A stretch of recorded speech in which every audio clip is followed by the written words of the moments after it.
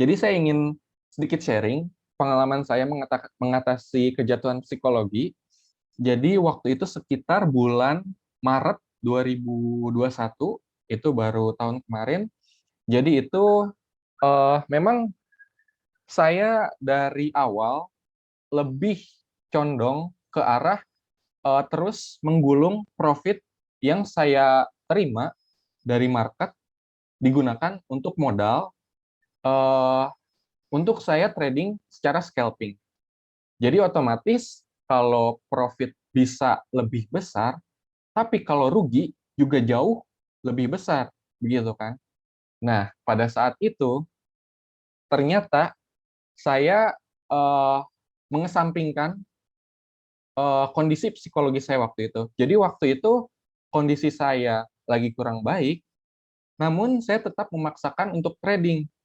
Jadi di mana yang sudah eh, saya kasih tahu di minggu sebelumnya bahwa kalau kita trading mesti dalam kondisi yang sebaik mungkin, baik itu pikiran kita maupun perasaan kita, supaya eh, keputusan-keputusan yang kita buat selalu bersifat rasional. Dan saat itu perasaan saya dan juga pemikiran saya sedang kurang baik. Jadi pada saat itu hasilnya itu kurang lebih 50% dari total aset saya yang saya gunakan untuk trading itu loss. Jadi di situ benar-benar salah satu eh, tahapan bahwa saya lagi benar-benar lagi di atas, tiba-tiba saja saya langsung ke bawah. Itu benar-benar pukulan yang sangat keras untuk saya, di mana saya sendiri itu cukup terdampak kondisi psikologisnya, apalagi waktu itu masih bekerja sebagai karyawan. Jadi bekerja pun agak kurang enak gitu, banyak pikiran karena loss itu tadi, loss 50% total aset.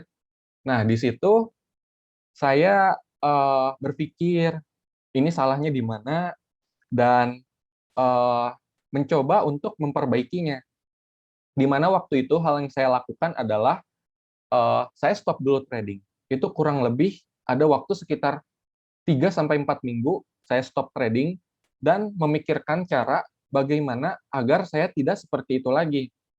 Seperti itu. Jadi waktu itu langkah pertamanya, kalau kita sedang terkena dampak psikologis yang cukup besar, itu adalah kita stop dulu apa yang kita sedang lakukan, yaitu stop trading. Lalu yang kedua, kita analisa kita salahnya di mana. Lalu yang ketiga, kita memperbaikinya. Dan waktu itu, kesalahan yang saya buat saat saya analisa adalah saya menempatkan seluruh aset saya dalam satu keranjang, di mana padahal hal itu sangat beresiko tinggi. Kayak tadi, kalau loss itu bakal benar-benar besar yang kita dapatkan. Jadi di situ saya berpikir bahwa untuk mendiversifikasikan aset yang saya miliki kepada beberapa instrumen investasi dan juga untuk memulai lebih kecil lagi dalam trading saham waktu itu. Jadi modal yang saya tradingkan waktu itu saya kurangin, yang tadinya misalnya 100.000, saya kurangin hampir sampai 25.000. Jadi saya kurangin hampir 75%-nya untuk saya pindahkan di tabungan saya maupun di instrumen investasi lainnya. Seperti itu. Next. Jadi untuk referensi teman-teman bisa membeli ataupun meminjam buku Psikologi Trading by Desmond Wira. Jadi untuk belajar mengenai psikologi-psikologi dalam trading. Next. Sekian yang bisa saya sampaikan. Terima kasih. Oke, menarik banget nih materinya ya. Tentang psikologi trading itu pastinya akan lebih berpengaruh ke dalam menghasilkan cuan dibandingkan dengan analisa-analisa lain. Karena kalau psikologi kita nggak baik, kita dalam mengeksekusinya pun, mengeksekusi trading plan yang kita bikin juga pasti akan berantakan juga nih. Jadi harus kita handle psikologi dulu nih, harus fresh atau harus tenang dulu sebelum kita execute the market. Iya. Nah, menyambung dengan psikologi nih Mas Iban. Oke. Kan kalau kita lihat nih hari Kamis kemarin itu pertama kali Rusia invasi. Nah, Iya. market kan merah banget tuh Mas Iban. Iya. Ini gimana? Trading kemarin oke nggak tuh pas hari Kamis Mas Wah, Iban? itu loss lumayan gede waktu hari Waduh, Kamis kemarin. mainnya digorengkan atau gimana tuh Mas Iban? Ada di gorengan, ada juga Ya. di blue chip yang lagi naik. Cuma waktu Hmm. itu momentumnya udah hilang, saya malah baru masuk. Itu salah Oke. banget. Itu kesalahan dari saya. Jadi di situ ternyata malah berbuah loss yang cukup besar Hmm. sih kemarin itu. Ya. Lumayan 2% waktu kemarin ya, Iya, turunnya IHSG. dalam banget. Untung Lumayan hari dalam. Jumatnya rebound itu, kalau nggak tahu Iya. deh gimana. Oke. Berarti kalau Mas Iban yang pas hari Kamis kemarin itu lebih ngejar di saham blue chip atau di yang goreng-gorengan nih Mas Iban? Dua-duanya, Oh, karena dua-duanya. gorengan itu sendiri susah waktu hari Kamis kemarin. Betul. Iya, sedikit banget yang manggung waktu kemarin itu. Iya. Hanya beberapa Berarti aja. mainan komoditas nggak pas kemarin, hari Kamis kemarin? Atau gimana Mas Iya, Iban? kemarin Oh, lagi minyak ya. betul, minyak batu bara. Iya, minyak batu bara. Batu bara nggak ikut sih, minyak doang. Berarti sebelum kita trading, kalau Mas Iban sendiri suka lihat-lihat harga komoditas gitu nggak pagi-paginya? Kadang, kadang lihat, Oke. kadang, tapi lebih seringnya enggak sih sejujurnya. Oke, karena pakai metode yang percentage gainer kemarin itu ya, Iya. sama volume. Oke, nah ini nyambung lagi dengan psikologi. Tadi kan sempat dibilang kita nggak bisa handle the market nih. Kan kita nggak tahu nih Mm-mm. kapan si Rusia mau invasi, kapan ada perang dunia, Iya. kapan market merah segala macam. Nah, kalau buat masing-masing sendiri nih, prediksi di hari Senin dan Hmm. hari Selasa nih, kira-kira market kita gimana Mas Iban? Waduh, Simpel aja kalau nih secara buat general. prediksi nih, Waduh. mungkin kalau saya lihat hari Jumat kemarin merupakan suatu momentum rebound yang baik ya Hmm, bagi IHSG, dan apalagi hari Selasa, Senin tuh libur kalau nggak salah. betul. Jadi hari Selasa baru mulai, jadi itu udah masuk bulan Maret. Semoga di bulan Maret kita nyampe IHSG 7.000. Gitu sih. Ya. Menurut analisa saya, Hmm, berdasarkan tren yang terlihat dari chart IHSG, itu trennya masih cukup positif, masih dalam langkah uptrend. Jadi untuk mencapai ATH yang baru itu bukanlah hal yang mustahil. oke. Seperti itu. Hmm. Lalu dalam pada saat masih bantu transaksi, apakah sering lihat foreign flow gitu nggak Mas? Asing masuk kemana atau jual apa gitu? Enggak, Oh jarang. enggak. Jarang sih, Mas. Oke. Karena lebih tektokan di third liner atau second liner itu ya? Iya, Hmm.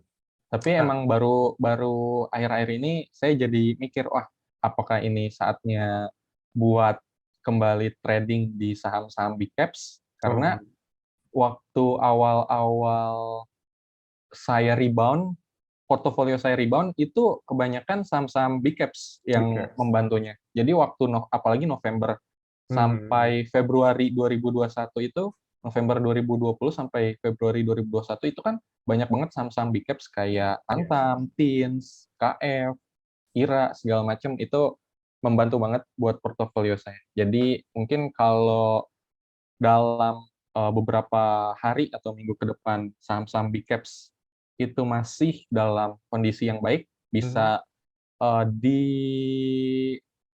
dimasukkan ke dalam watchlist seperti itu.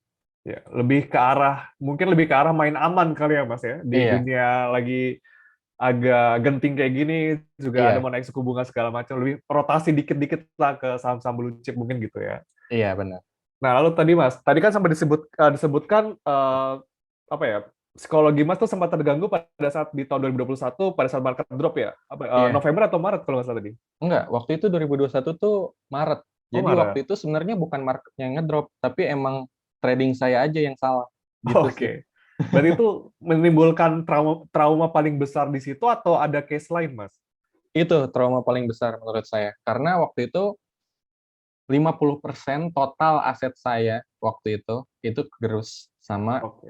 kesalahan trading saya. Jadi di situ itu benar-benar salah satu momentum yang terburuk Hmm. dalam trading saya sih. Apalagi pas itu masih dalam fase bekerja gitu ya, jadi kena banget Iya, sih. iya. Terutama waktu itu tuh memang lagi naik-naiknya Mm, eh, apa hasil trading saya. Jadi waktu oke, itu saya merasa wah ini benar-benar pukulan yang sangat keras buat saya. Kayak gitu oke, sih Mas. paham. Nah, berikutnya ada pertanyaan dari Pak Immanuel nih, Mas. Baik, Selamat pagi. Nah, bagaimana menjaga psikologis menghadapi harga saham yang sudah naik, kemudian turun tajam nih? Mungkin dia udah pegang barang. Nah, baik. setelah dia cut loss, tapi sahamnya malah naik lagi nih. Gimana tuh, Mas? Jadi eh, itu kalau yang bisa saya sarankan gitu ya, berdasarkan pengalaman pribadi, memang hal-hal seperti itu bakal beberapa kali terjadi karena memang tadi ya kondisi market itu unpredictable. Jadi kalau kita sudah masuk ke dalam kondisi tersebut, itu kita harus mikir dulu nih, berpikir cepat. Ini gimana kondisi psikologi kita seperti itu. Kalau ternyata kondisi psikologi kita masih baik, eh, kita harus cepat-cepat Hmm, membuat plan baru, untuk kita tradingkan. Tapi kalau kondisi kita sudah mulai memburuk, kita udah mulai muncul emosi-emosi negatif seperti saya mau balas dendam ke saham ini, saya nggak mau rugi nih, nggak mau kayak gini. Itu usahakan langsung berhenti terlebih dahulu untuk tradingnya. Karena kalau kita udah eh, memiliki emosi-emosi negatif seperti itu, seringnya ini berdasarkan pengalaman saya pribadi, itu seringnya kita akan terbawa terus, terbawa hmm, suasananya terus, terbawa emosinya terus, dan malah menghancurkan eh, hasil trading kita itu sendiri pada hari itu. Seperti itu. Jadi harus dilihat dulu kondisi kita seperti apa. Kalau kondisi kita masih cukup baik, kita bisa lanjut trading. Kalau sudah buruk, udah ada emosi-emosi negatif, itu usahakan langsung berhenti dulu. Seperti itu sih. oke. Nah, terus kalau nyambung lagi nih, nah kalau Mas Iban sendiri, kalau udah punya satu saham nih, tiba-tiba dia turun sampai di bawah cut loss-nya Mas, tapi beberapa menit kemudian dia naik lagi nih, apakah Mas masih ngejar lagi atau udahlah stop dulu aja di saham itu Mas, gimana? Tergantung situasi. Jadi Oke. saya lihat dulu chartnya ini seperti apa. Apakah untuk daily-nya masih bagus Hmm, dan apakah volume volume penurunannya itu kecil atau besar. Kalau volume penurunannya cukup kecil, itu biasanya eh, yang dilakukan oleh market maker itu hanya nurunin benar sementara. penumpang. Ya. Biasanya, itu Hmm, biasanya ya yang saya lihat. Jadi kalau volumenya cenderung kecil, itu biasanya hanya nurunin. Tapi kalau volumenya besar, itu benar-benar mau diturunin. Seperti itu. Jadi ya kalau hal itu terjadi, bisa lihat kondisi volumenya juga. Bagaimana hmm, kondisi volume saat penurunan itu terjadi. Seperti itu. oke. Gitu sih. Berarti kalau Mas Iban sendiri sebelum masuk buat scalping saham, berarti yang pertama kali dilihat adalah si candle-nya itu dari yang chart 5 menit sama Iya, dari volume dan juga dari top gainers-nya itu berarti ya iya benar. dari kemarin. Oke. Lalu pertanyaan selanjutnya nih. Nah, berarti kalau kita scalping nih kalau Mas Iban sendiri itu manual, itu jual belinya manual atau kita pakai yang otomatis itu, Mas? Kalau scalping itu manual ya, lebih enak Manual. manual. Kalau otomatis itu karena bakal lama nge-settingnya. Jadi kan kalau scalping itu sendiri kita memanfaatkan momentum cepat yang sedang terjadi. Jadi kalau Oke. misalnya momentumnya udah hilang sepersekian detik itu bisa gawat kalau kita Hmm. menggunakan cut loss otomatis. Tapi kalau kita bukan scalping, misalnya kita trading style dengan metode swing trading seperti itu boleh pakai eh, otomatis cut loss seperti itu. Gitu sih. Hmm. Kalau scalping sebaiknya manual aja. Scalping manual dan apa ya, kecepatan tangan dan mata mungkin ya ngeliatin Iya, harga-harga gitu kan. Oke, sama volume-volume kan trading-tradingnya cepat tuh. Oke, lalu berikutnya nih Mas. Boleh diceritakan tentang perjalanan Mas nih dalam menemukan metode yang paling tepat buat Mas nih. Misalnya awalnya pakai metode apa, bertahan berapa oke. lama, terus loss atau rugi, dan sampai sekarang tuh kayak gimana Mas? Boleh diceritakan Mas Oke. Iman? Jadi waktu itu sebenarnya pas pertama kali masuk ke dunia saham itu Agustus 2019, itu saya benar-benar nggak sama sekali tahu tentang metode-metode, jadi saya ikut-ikutan orang, dan itu kebanyakan metodenya adalah swing trading. Jadi Oke. saat itu saya coba ikutin metode swing trading itu bagaimana, terus ternyata selama hampir 2-3 bulan, itu ternyata eh, loss-nya itu lebih besar daripada profit yang saya dapatkan. Nah, di sepanjang perjalanan itu juga, saya melihat bahwa ada salah satu metode trading, yaitu scalping dari orang di grup itu menarik perhatian saya. Wah, ini menarik juga ya, kalau dalam hitungan detik maupun menit, itu bisa dapat profit eh, lumayan dari saham-saham tersebut. Jadi di situ saya coba ikutin. Sebenarnya karena eh, saya udah ngikutin di awal itu dan dapatnya lumayan baik, profit waktu itu lumayan besar eh, di awal-awal nyoba scalping, jadi ketagihan gitu. Jadi pengen nyoba terus scalping, tapi akhirnya setelah 1 tahun nyoba scalping itu masih aja eh, loss yang didapat lebih besar daripada profit yang saya dapatkan. Hmm. Tapi di situ saya mikir bahwa saya udah berjalan sejauh ini, saya udah trading menggunakan scalping sejauh ini, udah lumayan lama. Jadi waktu itu sekitar November 2019 sampai Oktober 2020 lah saya terus menggunakan metode scalping, padahal ya hasilnya itu memang loss-nya lebih besar daripada Ya. profit, Mas Chandra. Tapi Hmm. di satu sisi saya mikir bahwa saya nggak bisa nyerah di sini. Saya udah terlanjur kecebur terlalu dalam dan juga sudah menggunakan modal yang cukup besar di sini. Hmm. Saya terus lakukan dengan trading menggunakan metode scalping. Saya juga eh, sebenarnya yang terjadi waktu itu kayaknya adalah persiapan bertemu keberuntungan momentum. Jadi waktu itu memang saya yang sudah cukup lama scalping, mungkin 1 tahun itu bisa dibilang sebentar ya untuk belajar scalping, tapi menurut Hmm. saya itu sudah cukup lama waktu untuk suffering gitu, untuk ada dalam keadaan loss yang cukup besar, dan pada saat keberuntungan yang datang pada saat itu dengan dibarengi dengan pengalaman saya selama ini trading. Jadi saya pas trading itu pasti belajar hal-hal baru, seperti bagaimana kondisi eh, saham-saham gorengan ketika di trading, Kang. Dan pada saat bertemu momentum keberuntungan itu, ya alhamdulillahnya bisa langsung balik dalam waktu 4 bulan trading itu hasilnya. Portofolio saya jadi hijau dan sampai saat Hmm. ini alhamdulillah. Seperti itu sih. Memang kalau hal seperti ini tuh nggak bisa dipungkiri bahwa keberuntungan juga merupakan salah satu faktor kesuksesan kita gitu ya.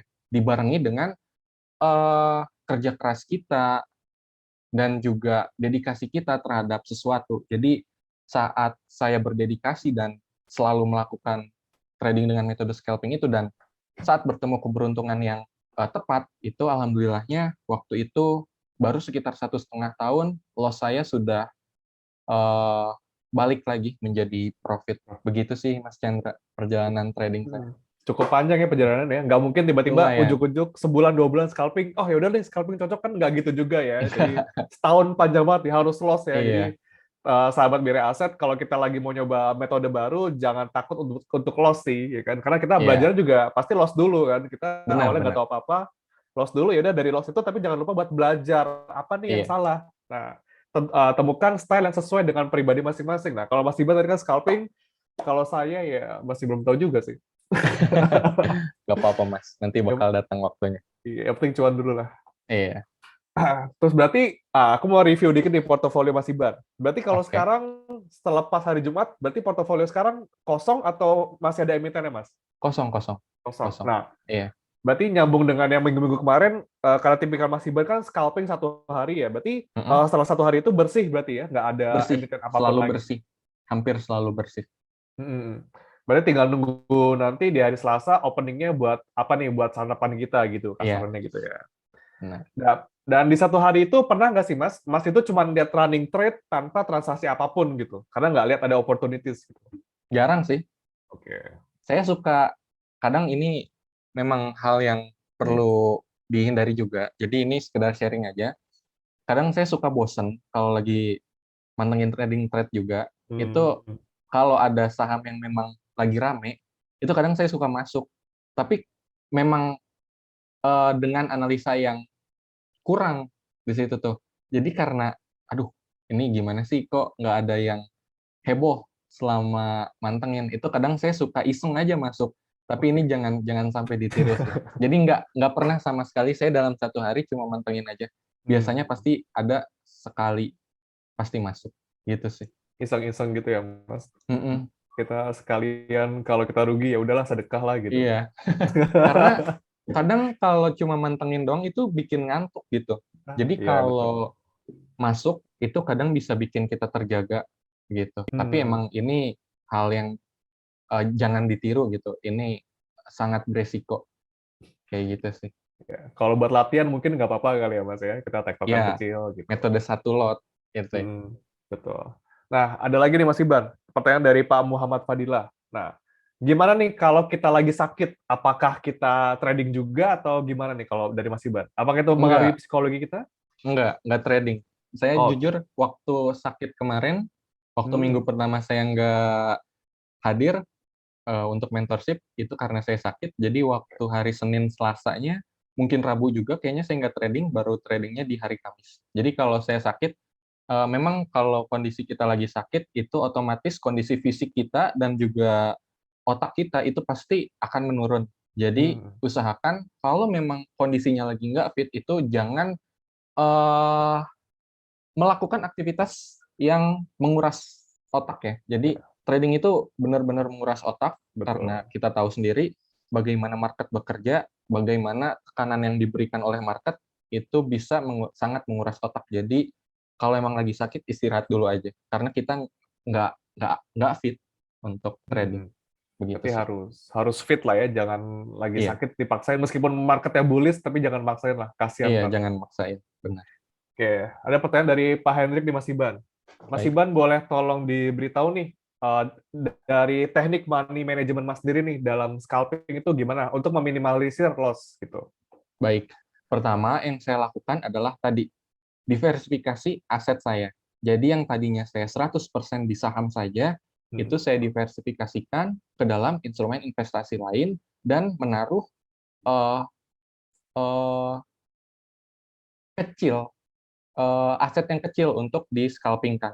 Karena saya sudah merasakan bahwa wah kalau aset yang terlalu besar itu lumayan juga loss-nya gitu. Jadi di situ.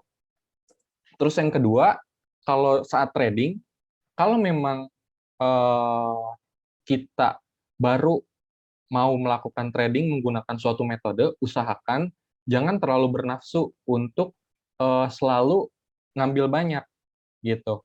Kalau yang Hmm. eh, sudah sering diajarkan itu metode satu lot, itu usahakan gunakan metode itu dulu. Dan untuk apabila kita sudah cukup yakin dengan metode yang kita lakukan, itu bisa menggunakan biasanya kalau yang saya pelajari itu 10% masuk per saham yang mau kita beli. Dan itu juga enggak 10%-nya langsung masuk begitu saja.